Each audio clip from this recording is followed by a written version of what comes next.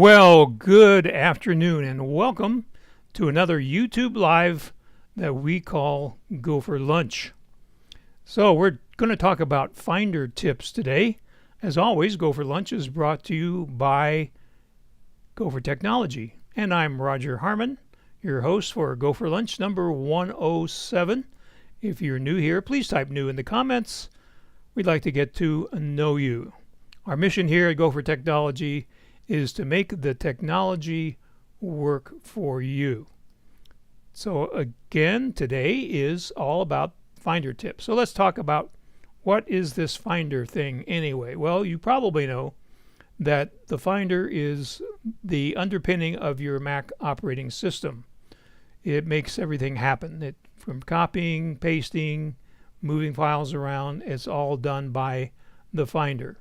The desktop is part of the Finder. So that's what the Finder is in a nutshell. So as I was putting this together, it dawned on me that maybe not everybody knows how to show the day, date, and time in the Finder. So we are going to go over here to our other computer.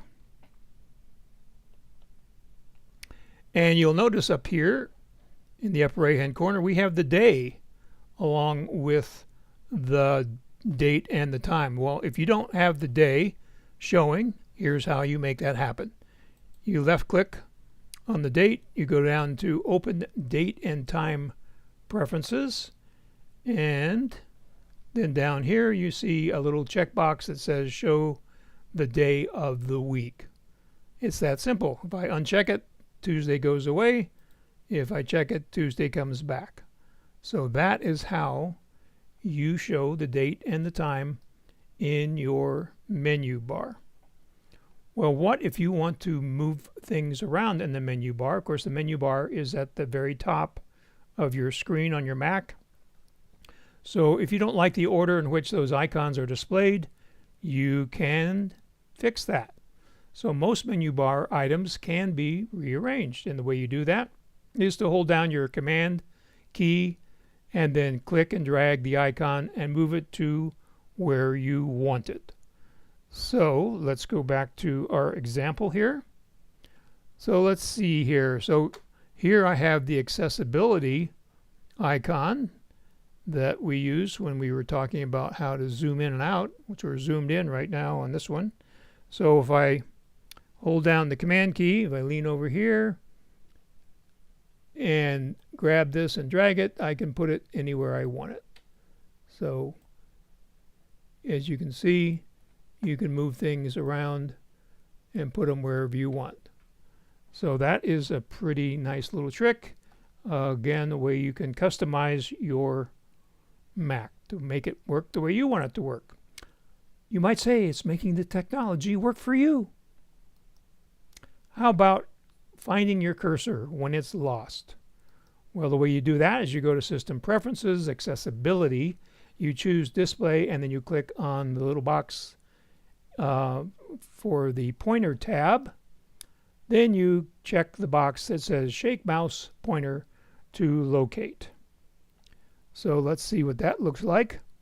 So up here, when you're in your System Preferences, you can show all by clicking on this little 4x3 dot matrix, and then on Mojave, accessibility is down here at the bottom. On newer operating systems, it's up here in the top left, so don't be concerned if it's not exactly where it's showing right now. So we click on accessibility and we'll show the whole window here, and then we click on display in the left panel. There you have it. So you have lots of different other choices here that helps with visibility. So here you can adjust the size of your cursor. So you notice the cursor is almost covering the little indicator. So if I go down here, you notice the cursor got smaller. You go here, the cursor got larger. I don't recommend the really large cursor because that can cause problems when you're trying to point and click on things. But here's what we're looking for: Shake Mouse pointer to locate. Quickly move the mouse pointer back and forth to make it bigger. So if you watch the pointer, see how it got bigger? So that's how that works.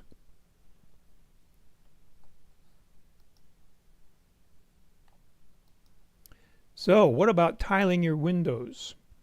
Well, this tip I'm going to show you works on Catalina and newer operating systems. It either doesn't work or works differently on older operating systems.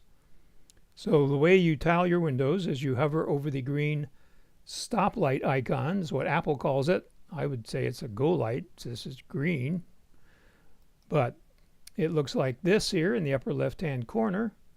And then you have a little menu to choose whether you want to tile to the left or the right. So let's go into our Finder and show you what that looks like. So here we are in the Finder, getting ahead of myself. So I go up here to the green button, and you see the menu drops down and gives me the choice to tile to the left or tile to the right. So I'm going to choose tile to the right. Then it's going to give me a choice of what window I want to tile on the other side, in this case the left.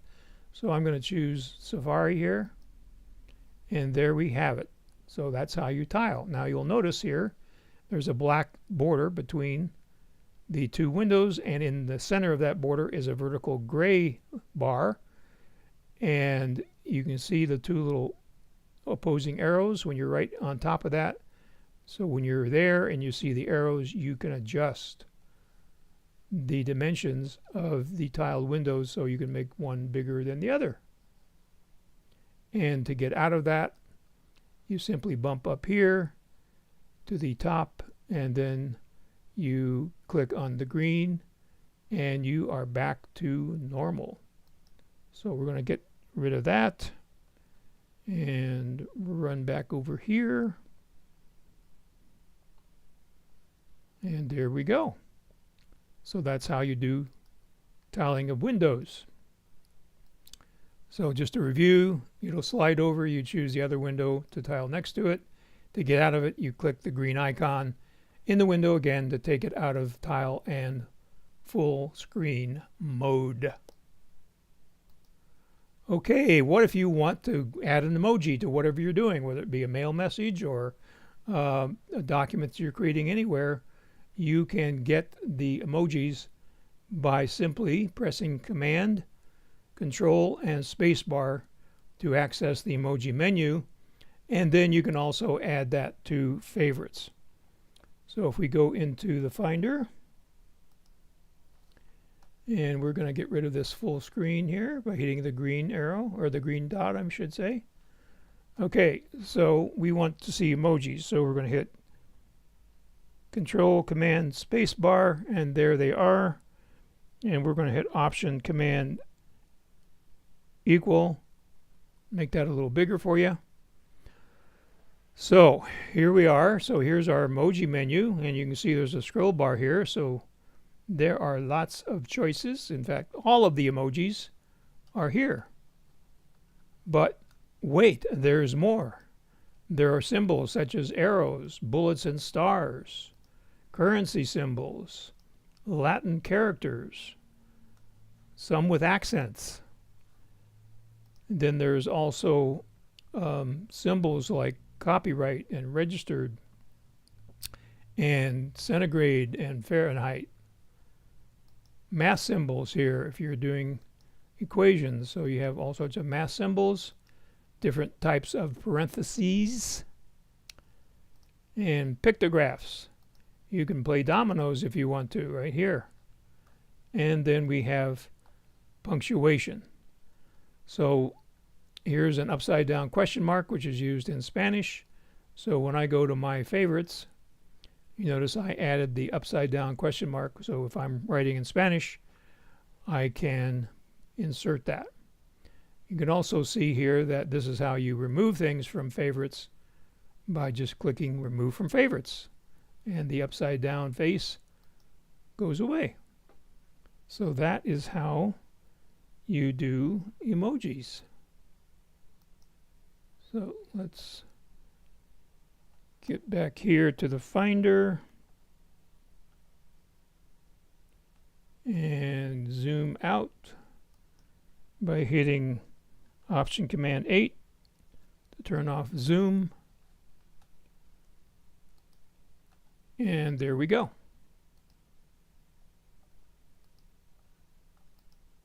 So what about moving files around with a keyboard shortcut? Now, I think all of you probably know that Command C for copy and then Command V for paste will move a file from one location to another.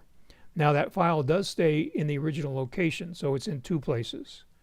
But did you know that if you add Option to Command V for paste, so it's Command Option V as in Victor, then it moves that file, but it doesn't leave it from whence it came. So it's only going to be in the place that you moved it to. So you can move with Command, Option, and paste. So Command Delete is a way that I put things in trash all the time. And that's really handy when you're cleaning things up, like your downloads folder. Have you cleaned up your downloads folder lately? So, as you know, hopefully you can do a shift click to select contiguous files, so you can start at the bottom, or you can start at the top, and you click at one end and shift click at the other end. It selects, I should say, all of those files in between, and then you hit Command Delete, and they all go into the trash. Along with that, you can also do a Command Click, so then you can just pick and choose which files that you want to send to the trash. And so you hold down the Command key and click on the ones that don't have to be contiguous, and then Command Delete, and they go into the trash. So hopefully that will help you be more productive. Quick Look is another thing that I use every day. Again, very good for cleaning up things, so you can quickly identify them with files without having to open the application that created that file. So all you do is you select the file, you tap on the space bar, and then it shows you a quick preview of that file. You can also then use the arrow keys to go down a list of files. You can also use Command Delete, again, when you're on that file, to put it in the trash right away. And it works on most file types, including PDFs, images, videos, pages, numbers, keynotes, Word, Excel, PowerPoint, and more. So that's another good way to clean out that downloads folder. So as I was preparing for this, a news flash came up that I wanted to share with you. So news you can use. Don't make your bed in the morning, because it allows dust mites to keep on growing. When you put those covers back on, those dust mites go to town and keep on growing all day long. So you're supposed to keep your bed exposed to sunlight and fresh air, which actually helps kill those dust mites off. There's some other great tips in this article from Apple News, and that link is in the description down below. So I thought that might be good news to some of us. So today, in 1844, on this date, Samuel Morse sent the first telegraphic message over a line from Washington to Baltimore.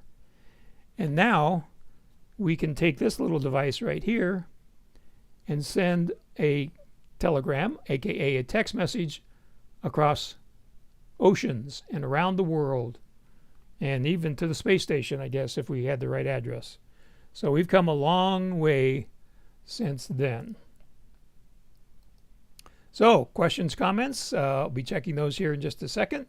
A little reminder to forward the GoFor Gazette, which comes out every Monday morning at 7 o'clock, to your friends that use Apple devices, so we can help more people.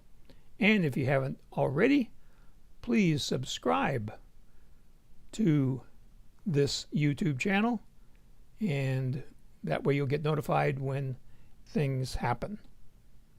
So let's see what you have to say Let's see. Hi, Gretchen. And Deb is with us today, and Diana. And Gretchen has a question here. So let's look at that. So can one work in one tile while the other one is still visible? Definitely. Yeah, they're both windows are completely fully functional. So you can work in either one. And Susan asks, you like the tiling trip, you didn't know about that. Well, good. Glad that you learned something. That's my goal, is to learn something. Also, I just saw a thumbs up, and that reminded me, down below in the description, it's probably right around in this area down there, there is a thumbs up. If you would click on that, that helps YouTube find our live and share it with more people. So that pretty much finishes up this version of Finder Tips. There's a lot more Finder Tips that we'll look at on another time. So if you don't have any more questions, I want to thank you for joining us today, and I hope that you have an awesome week. If you have any questions between now and next Tuesday, feel free to email me or call me, and that information is in the screen coming up now. Take care.